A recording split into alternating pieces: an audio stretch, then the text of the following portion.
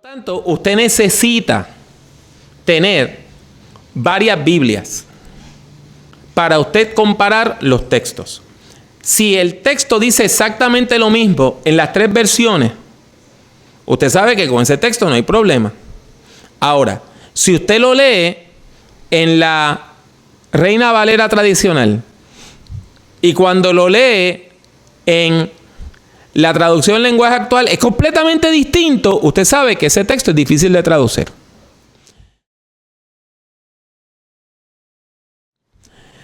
Es importante que usted lea el texto en todas esas versiones y que haga una lectura en voz alta, con entonación y con sentimiento. Como si estuviera leyendo una pieza de teatro. Después que usted hace esto, ¿y por qué tiene que hacerlo en voz alta? Porque cuando usted lee en voz alta, ya usted está interpretando.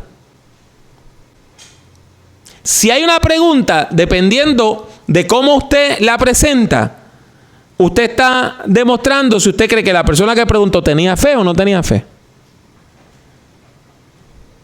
Por ejemplo, en Lucas 5, usted encuentra la pesca milagrosa.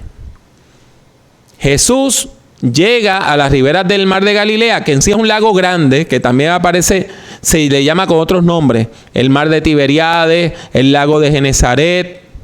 En hebreo sencillamente le dicen el Kineret. Pues, ¿qué pasa? Jesús llega allí, hay mucha gente. Y él le pide a uno de los pescadores que le permita predicar desde su barca, para que haya un efecto de eco. Porque todavía no se había inventado estos aparatitos que tenemos y no había micrófonos ni sistemas de sonido. Así que Jesús utiliza el eco de las montañas para hacer amplificación natural. Cuando Jesús termina, va donde Pedro y le dice: vuelve al mar y echa la red. Boga mar adentro y echa la red.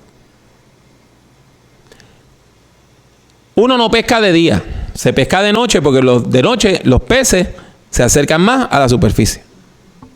Ellos habían pescado toda la noche y no habían conseguido nada. Jesús era carpintero y predicador.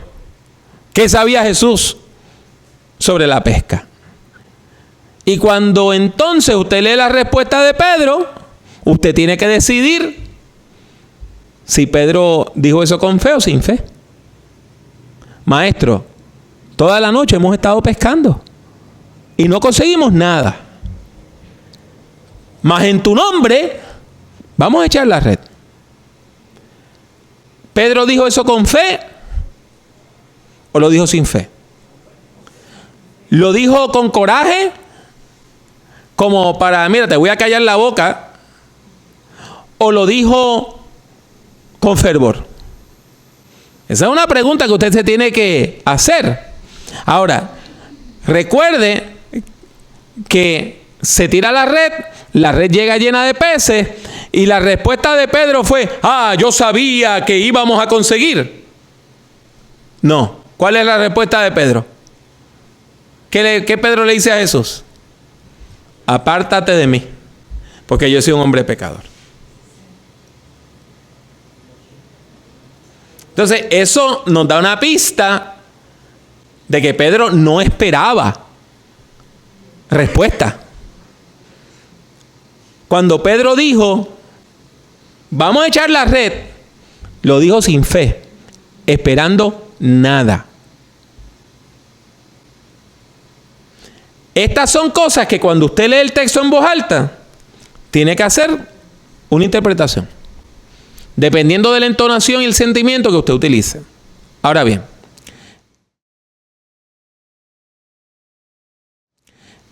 las primeras partes de este sistema que yo les propongo es bien sencillita. Yo quiero que usted le haga 6 preguntas al texto.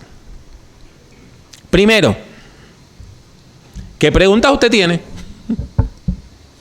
Cuando lea el texto, ¿qué preguntas usted tiene? Se supone que usted tenga preguntas del texto. Número 2.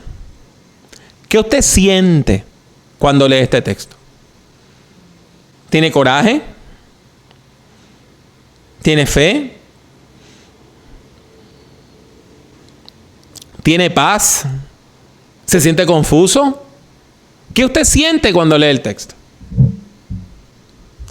Tercer lugar, ¿este texto le evoca a usted un recuerdo?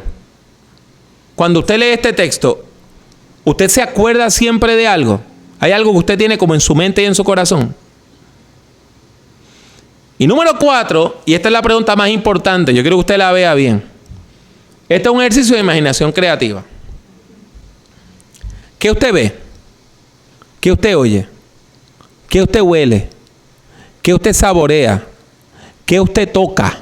O sea, ¿qué se siente estar metido dentro del mundo que describe el texto?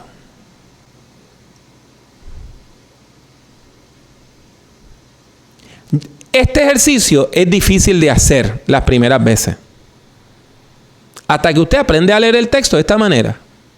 Yo le dije que yo tengo un sermón sobre el buen samaritano.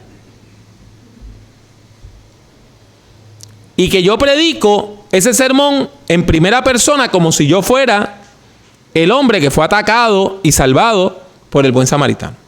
Atacado por los malvados y salvado por el buen samaritano. Ese sermón nació de este ejercicio. Ahí fue que nació. De yo imaginarme que yo estaba en el desierto. Y de momento, yo no soy uno de los discípulos, yo no soy uno de los religiosos que pasa, yo no soy un espectador, yo soy el hombre. Y empiezo a ver toda la historia a la luz de los ojos de aquel hombre. Usted hace eso y va a ocurrir lo que dice el versículo 5. Usted va a cambiar su manera de leer el texto. Va a leer el texto con empatía. Lo va a leer sintiendo lo que el texto dice. Y ahí yo le pregunto, ¿qué temas y qué ideas le sugiere este texto?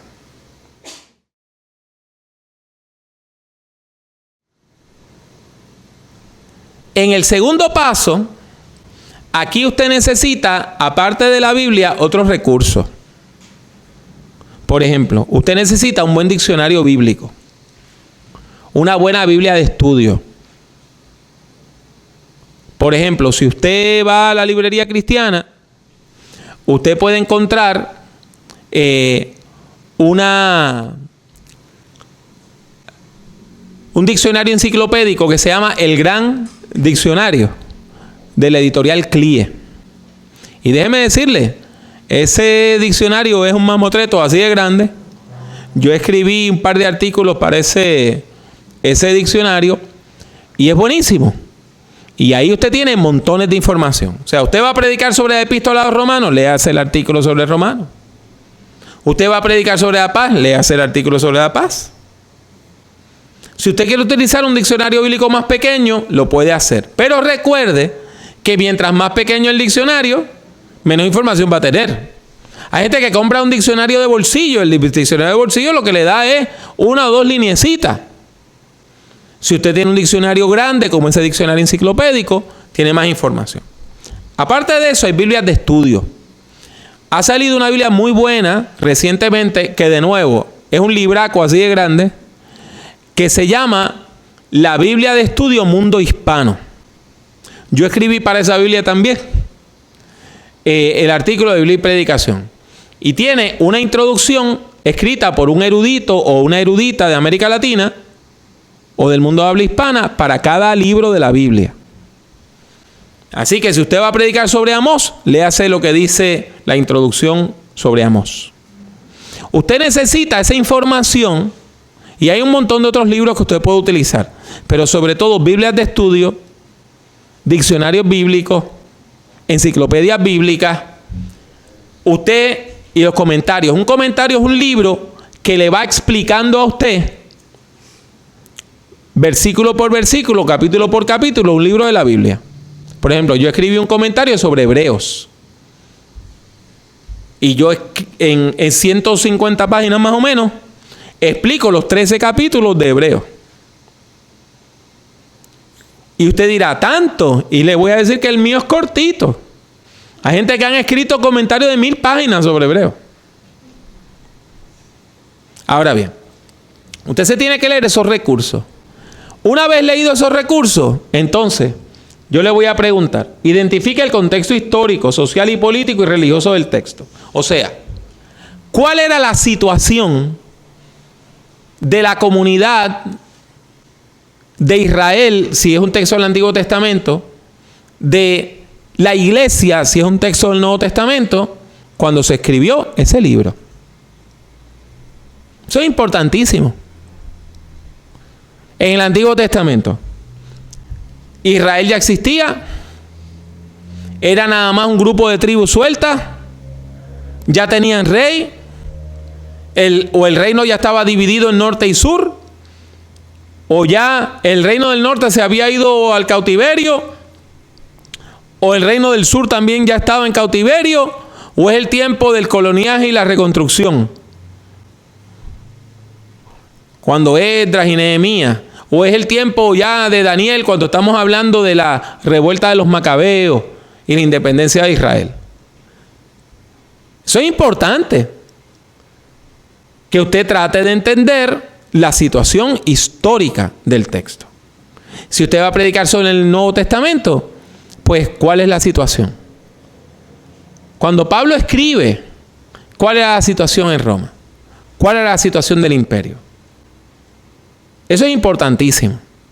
Segundo, lo que usted está leyendo, ¿qué género literario tiene? Y yo sé que estas son preguntas que a algunos de nosotros nos caen pesadas, porque yo sé que usted no disfrutaba su clase de español y no le prestó mucha atención a esos géneros literarios y eso. Pero mire bien, si usted está predicando de un salmo es un poema. Si usted está predicando de una ley, el lenguaje va a ser ¿cómo? Legal. Si usted está predicando de los profetas usan mucho lenguaje poético. Si usted está predicando de un texto histórico que hace una narración de una historia, por ejemplo, cuando David llega a ser rey, eso es como una novela. La historia que aparece en el libro de los Hechos es como una novela también. Y las epístolas son argumentos. Y el libro de Apocalipsis tiene visiones. Y esas visiones se presentan en lenguaje poético. ¿Por qué es importante que usted sepa esto, hermano y hermana? Porque usted no puede tomar literalmente la poesía.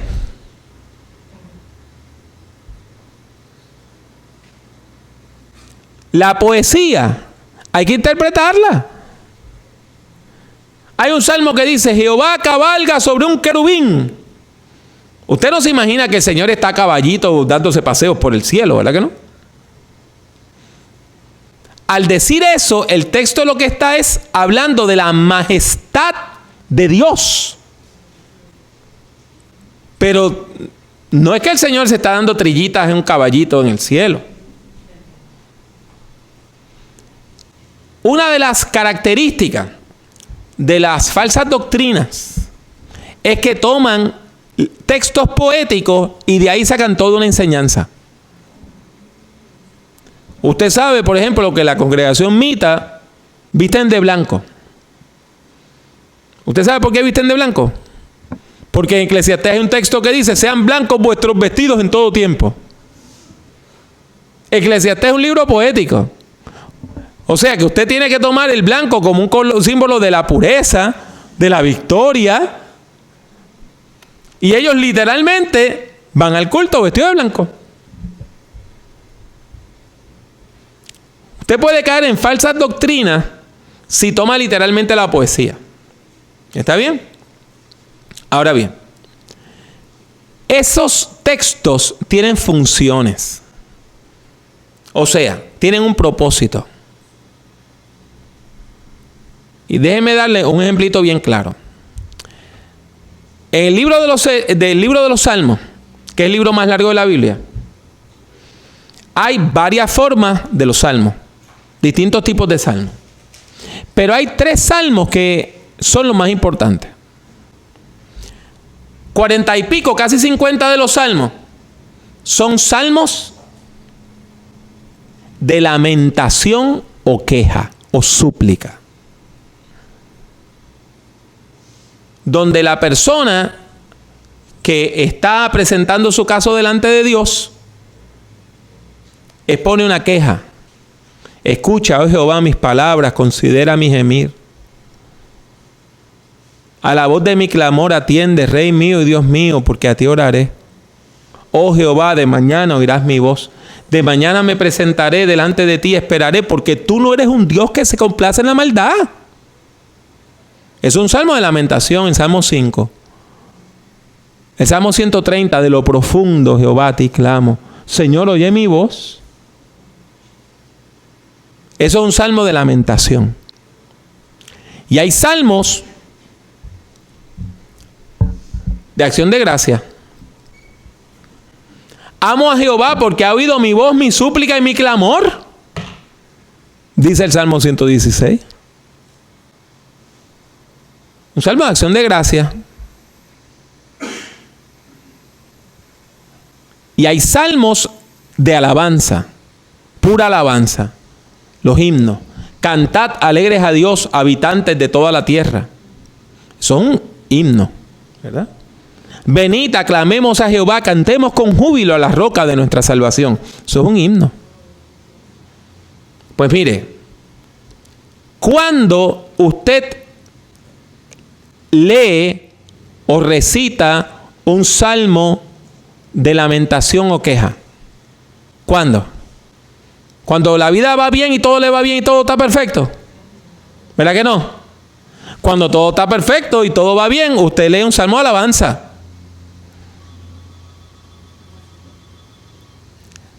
Usted lee un salmo de lamentación o queja cuando la vida se pone dura y la vida va difícil. ¿Cuántas veces yo he estado en un hospital orando con alguien y he leído el Salmo 130? Pues ese salmo lo que quiere es que la persona que está en angustia encuentre en la Biblia un salmo donde hay angustia y se identifique con esa persona, pero no para quedarse en la angustia, sino para salir de la angustia. Porque los salmos de lamentación siempre van del lamento a la alabanza. Entonces es bien importante que usted se pregunte cuál es el propósito de este texto. Si usted no entiende eso, usted no entiende el texto.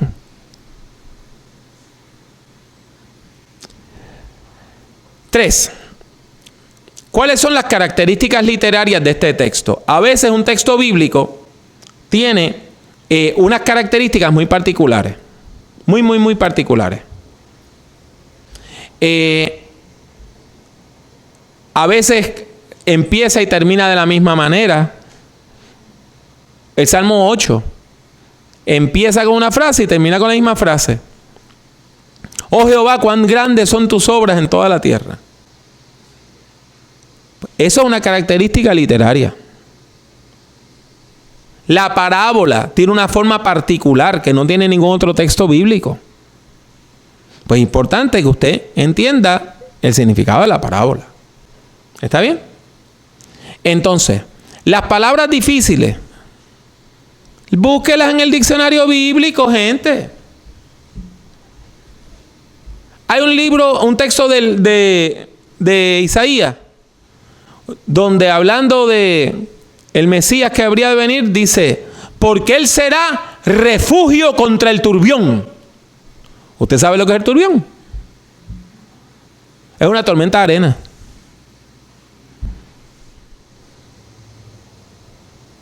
Si usted no entiende lo que dice el texto, pues termina diciendo cosas que no tienen sentido, porque usted no entendió el texto. ¿Okay? Y continuamente hemos escuchado eso. Por ejemplo, gente que lee el Antiguo Testamento o el Nuevo Testamento y se habla de un sacerdote. Está hablando de sacerdotes judíos. Y yo recuerdo una vez una persona predicando sobre el buen samaritano y leyó que un sacerdote pasó y no se detuvo.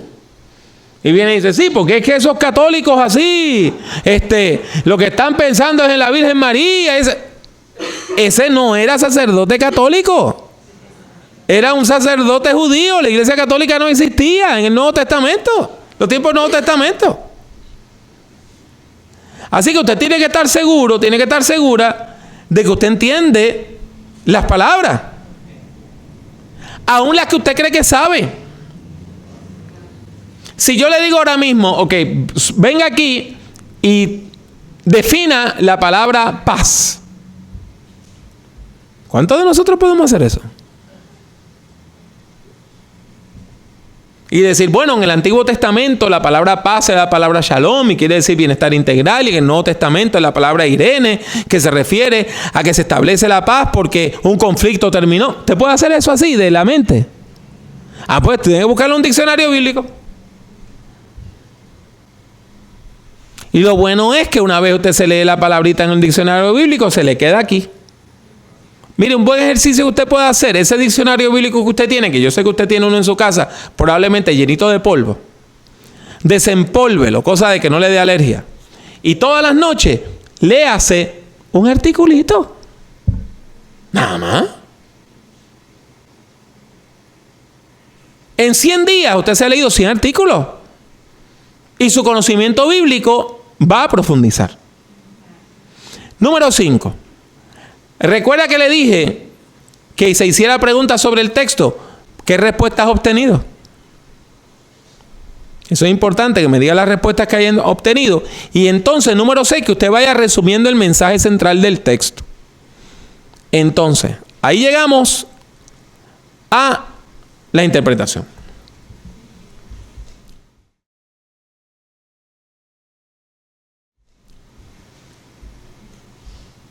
En la interpretación yo le voy a pedir que usted haga una comparación entre el mundo del texto y el mundo de hoy. Entre el mundo antiguo y el mundo de hoy. Hay cosas que son iguales. Hay cosas que son muy distintas. Hay cosas que son parecidas. Hoy tenemos cosas que no existían en el mundo antiguo. Y en el mundo antiguo existían cosas que no tenemos hoy. Pues establezca una comparación. Sobre todo en cuestión de cómo funcionan las cosas. Esto puede ser doloroso, ¿sabe? Si lo hacemos correctamente. En el tiempo de Jesús, ¿cómo se llamaba la persona que estaba encargada de abrir y cerrar la sinagoga y decidir qué actividades se hacían allí y observar que el culto se llevara a cabo y todo eso? Se llamaba el principal de la sinagoga.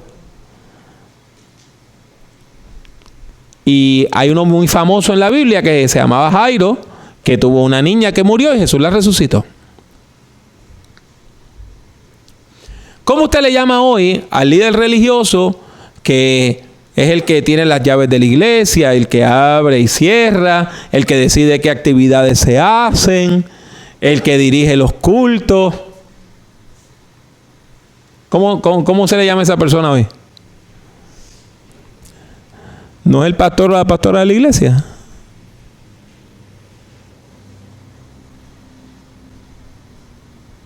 Esto es bien interesante. Nosotros leemos sobre los fariseos. Esa gente allá.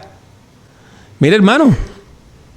Muchas de las tareas que hacían los fariseos, interpretar la Biblia, dirigir los cultos, es lo que hago yo hoy. Así que todo lo que la Biblia dice sobre los fariseos, yo me tengo que poner ese ensayo a ver si me queda.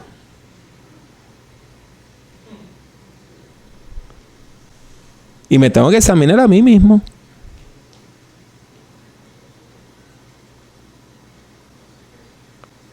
Es importante que hagamos eso.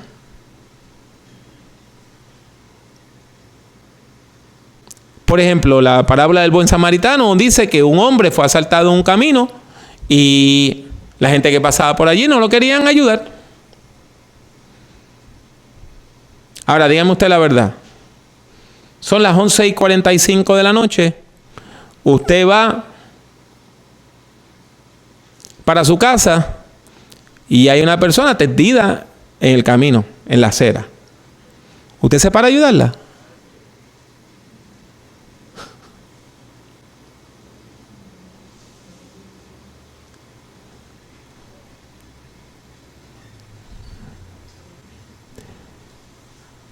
Con esto lo que le quiero decir que es importante que nosotros no estemos meramente predicando a lo loco, sino que nosotros tratemos de establecer una conexión entre nuestro mundo y el mundo antiguo. Si el texto habla de elementos de conflicto, ¿qué elementos de conflicto como esos existen hoy? Si el texto habla de elementos de salvación, ¿qué elementos de salvación como esos existen hoy? De manera que nosotros podamos entender mejor el texto. Número 2. Yo le dije que el texto tiene una forma. ¿Acaso la forma del texto le sugiere a usted una forma como predicar el texto suyo hoy? Yo le dije que los salmos de lamentación van del lamento a la alabanza. Pues si usted va a predicar sobre el Salmo 5, el Salmo 130, el Salmo 51, pues mire, usted puede hacer un sermón de 2 partes que vaya del lamento a la alabanza. Y ya. No tiene que inventarse una forma nueva. Tercero, ese texto tiene una función.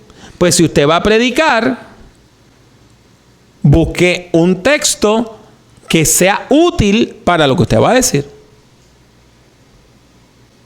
Por ejemplo, una persona se va a ir de viaje. Se va de Puerto Rico, como se están yendo miles de personas, y pide que se le lleve un culto a su casa para bendecirle antes de salir. Pues miren, en la Biblia hay un montón de bendiciones. La predicación puede ser sobre una de esas bendiciones. Que el Señor te bendiga y te guarde. Que el Señor haga resplandecer su rostro sobre ti. Que el Señor ponga en ti misericordia y te muestre su paz. La bendición que está en número. Pues usted va a bendecir a alguien, usa una bendición. Usted va a predicar a una persona que está enferma, pues usa un texto que hable de sanidad. Usted va a predicar a una persona que está deprimida, predíquele un texto que hable de tener gozo en medio de la prueba. De manera que lo que usted vaya a traer sea pertinente. ¿Verdad? Y que no le esté hablando de gozo a una persona que tiene cáncer. O no le esté hablando de sanidad a una persona que no le duele una uña.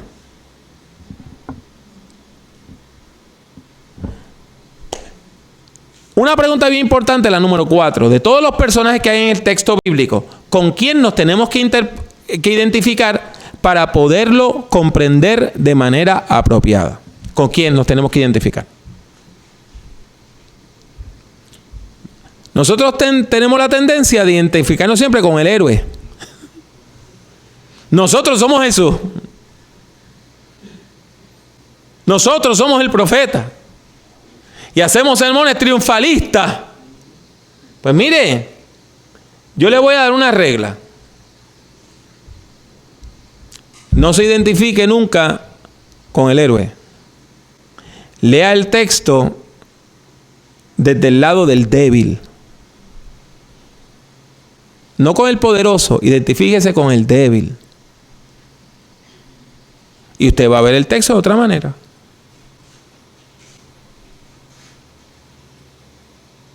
¿Okay? Imagínese usted el texto de la mujer que tenía el flujo de sangre y que venía de una familia adinerada y había perdido todo su dinero en médicos que no la podían curar. Lea el texto a través de los ojos de ella. Usted sabe la osadía que tuvo esa mujer de tocar a Jesús en medio de una multitud. Y usted se imagina el susto que se llevó cuando Jesús dijo: ¡oh, alguien me tocó! Y Pedro sale diciendo: y gran cosota, te está tocando todo el mundo, mira toda la gente que hay aquí. Y Jesús le tiene que decir, bendito mi hijo, no sea. Es que alguien me tocó con fe y poder salió de mí. Aquella mujer tuvo que haber dicho, ay tierra, trágame. Y Jesús le dice, mira, no temas. Y la acepta y la bendice. Predique desde el punto de vista de la mujer. Sí, mire, la gente que viene a la iglesia, ¿recuerda la primera vez que usted vino a la iglesia? Yo no me crié en la iglesia. Y cuando las pocas veces que ya a mí me obligaban a ir a la iglesia, que era obligado, yo nunca iba porque quería. Yo iba muerto de miedo. Porque yo decía que yo no creía en nada de esto. Pero dice, ¿y si Dios existe de verdad? Y el señor que está parado ahí al frente empieza a decir, aquí hay un muchacho que se llama Jiménez, que mira, es un bocachón, es un mal hablado, es un mal hijo, y me empieza a recitar todos mis pecados. Mire, yo iba muerto de miedo a la iglesia. Y Dios tuvo misericordia de mí, como la tuvo de esa mujer. Pero a veces nosotros nos vamos por la vía fácil. Y nosotros somos Jesús. Y hermanos, tenemos que tocar al mundo para que el mundo sea salvo. Y predicamos siempre desde el punto de vista del poder. Y no de la debilidad, olvidándonos que el apóstol Pablo dijo que la gracia de Dios se perfecciona en nuestra debilidad. Entonces, 5. ¿Qué pautas para la fe, para la práctica de la fe, para la acción pastoral tiene este texto? O sea, si yo voy a leer este texto en serio, ¿qué me enseña este texto sobre la fe? ¿Qué me enseña este texto sobre cómo vivir? ¿Qué debo hacer yo para tener una vida que me acerque más a Dios? Y después que usted contesta, la número 18 es, ¿qué mensaje usted tiene y obtiene de este texto?